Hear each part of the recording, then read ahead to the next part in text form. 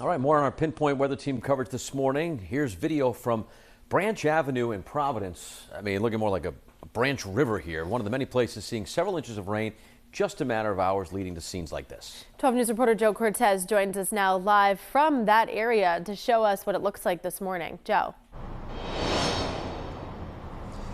Patrick, Kate, completely different story from just about 10 or 8 hours ago. I mean, around here, it was completely flooded. There was upwards of 4 feet of water. Take a look behind me real quick. This is what's left. Mud everywhere. There's a little bit of water sitting around in certain areas. I just spoke with one of the staff members around here. Believe it or not, 2 of the businesses over here are now combined. The entire wall came down. Head over to Twitter and we'll have that video. We'll have it again in the other shot. But, you know, we spoke with Deputy Assistant Fire Chief Kevin Jertris yesterday. He said more than 24 people had to be rescued after being stranded in a car or stranded around some of these businesses. Some of this video we captured last night. The water was at least 4 feet high in some area. Providence firefighters using rafts and water rescue suits to help get people to safety. Now, both directions of 146 were shut down. Emergency crews had to be moving their vehicles back because that water just kept coming in from the West River. Rising higher and higher, it got over stalled cars, creating a mess for many of the business owners around here. Now, Assistant Chief Kevin Jertris tells us that out of the total of 25 people that were rescued during the flood, no one was injured. When the companies got here, they found a number of cars that were stuck with a number of people stuck in the autos, as well as people stuck in the plaza. Got here, there was only 1.5 to 2 feet of water in the parking lot. We're up to 4 feet in some of the areas of the parking lot.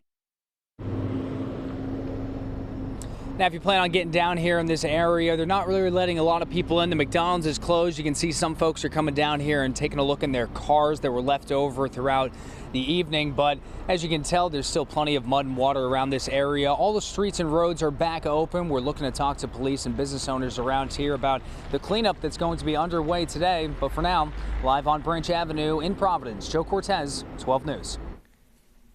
And flash flooding also causing significant damage in parts of North Attleboro. People pumping water out of their basements to try to stay on top of things. 12 News reporter Jake Holter joins us live with an update.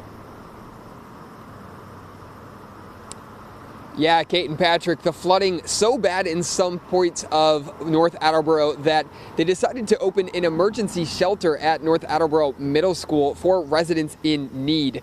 Now, town officials in North Attleboro say that heavy downpours started at around 6 o'clock last night, several inches falling in a short amount of time. That was the second time the town has seen significant rainfall all at once in 72-hour span.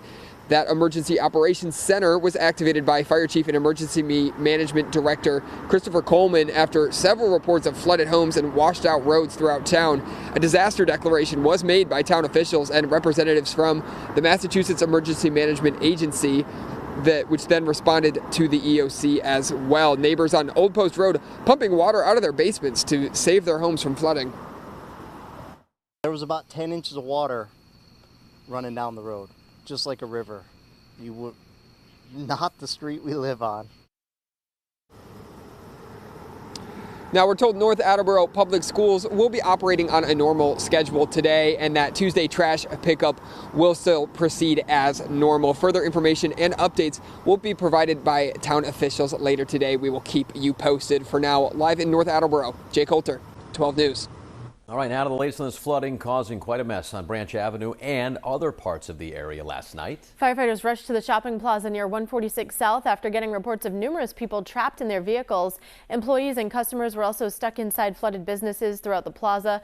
Dozens were rescued. All right, Joe Cortez live there right now, and hopefully things are looking a little better in that part of Rhode Island right now, Joe.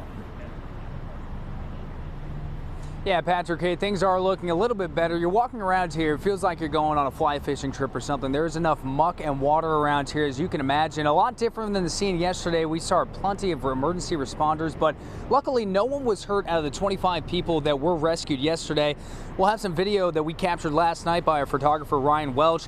Water was at least 4 feet high in some areas. Providence firefighters spotted using rafts and rescue suits to help people get to safety. We spoke with Assistant Fire Chief Kevin Jertris last night.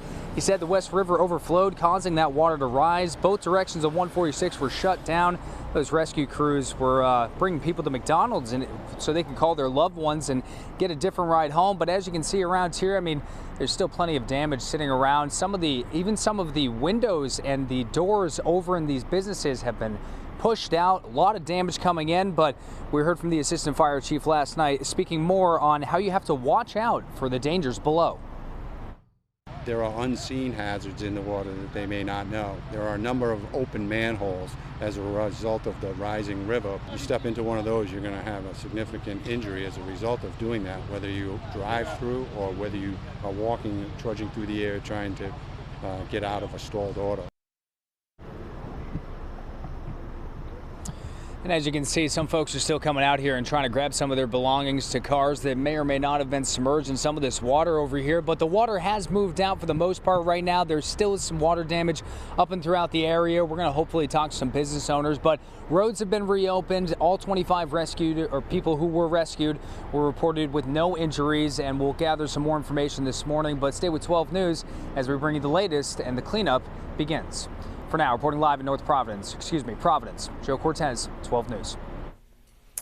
All right, so from Rhode Island, we go into Massachusetts now. North Attleboro with its own problems with flooding after all of the rain yesterday and last night. People scrambling to save their homes, with others trapped in their cars on flooded roads. 12 News reporter Jake Coulter joins us live from North Attleboro. How are things looking there this morning, Jake? Yeah, good morning, Kate and Patrick. Some of that flooding still remaining here in North Attleboro after some of those downpours last night. I'm standing near East Washington Street, and I've got the 10-mile river behind me. I'm going to step out of the way, though. You can see that the river has kind of overflowed into this apartment complex's parking lot, and you can see a car right there with the water almost up to the top of the wheels. Now, town officials set up an emergency shelter at North Attleboro Middle School for residents in need last night as of 11:30 p.m.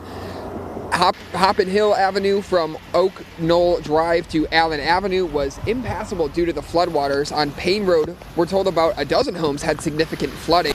Members of the North Attleboro Fire Department rescued several people who were trapped in their vehicle flooded roads throughout town. People also pumping water out of their basements to try and stay on top of the flooding. I've never seen the sump pumps, like, usually you can't see the water running in. Usually it comes in from the bottom, but the water's just running right into them. Now, about 1,500 residents were without power at some point last night, but officials say that has mostly been resolved. Now, North Attleboro Public Schools will be on a regular schedule today, and that Tuesday trash pickup will also still be on schedule. Further information and updates will become available later today from town officials. We'll keep you updated on that. For now, live in North Attleboro, Jake Coulter, 12 News.